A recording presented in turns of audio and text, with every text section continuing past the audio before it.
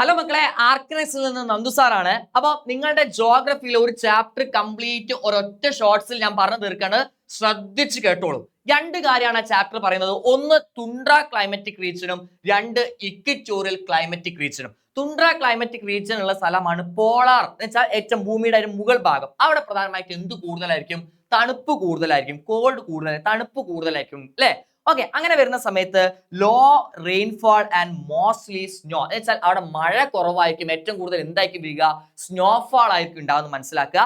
അതുപോലെ തന്നെ അവിടെ പ്രധാനമായുള്ള പച്ചപ്പ് അധികം കാണാൻ സാധിക്കില്ല. പച്ചപ്പ് ഉണ്ടോ വെച്ചാൽ ഉണ്ട്, പക്ഷെ അവിടെ എന്ത് പെയ്തിട്ടുണ്ടാവും? മഞ്ഞു പെയ്തിട്ട് പ്രധാനമായിട്ട് മൂടിപ്പോയിട്ടുണ്ടാവും എന്നുള്ള കാര്യം നിങ്ങൾ മനസ്സിലാക്കുക. അതുപോലെ തന്നെ അവിടുത്തെ ജനസംഖ്യ വളരെ കുറവാണ്, തണുപ്പായ പ്രദേശമാണ്, ജനസംഖ്യ വളരെ കുറവാണ്. അവരുടെ പ്രധാനപ്പെട്ട ജോലി എന്താ പറയുക മക്കളെ?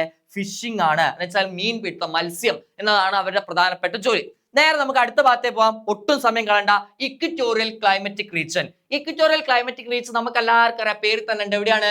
ഇക്വേറ്ററിലാണ്. ഇക്വേറ്ററിനോട് അടുത്തുള്ള സ്ഥലങ്ങളാണ് കാണാൻ സാധിക്കുക അല്ലെ?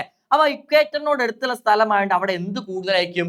ചൂട് കൂടുതലായിരിക്കും. ഇക്വേറ്ററിനോട് അടുത്തുള്ള സ്ഥലമായതുകൊണ്ട് എന്ത് കൂടുതലായിരിക്കും? ചൂട് കൂടുതലായിരിക്കും. ഈ ചൂട് കൂടുന്നത് മാത്രമല്ല, അവിടെ ഹെവി റെയിൻഫാൾ എന്ന് വെച്ചാൽ തുടർച്ചയായുള്ള മഴ പെയ്യാനുള്ള സാധ്യത ഉണ്ട്. അപ്പൊ നമുക്കറിയാം വെയിലും കിട്ടുന്നുണ്ട്, അതുപോലെ തന്നെ മഴയും കിട്ടുന്നുണ്ട്. അങ്ങനെ വരുന്ന സമയത്ത് അവിടെ എന്തുണ്ടാവും മക്കളെ?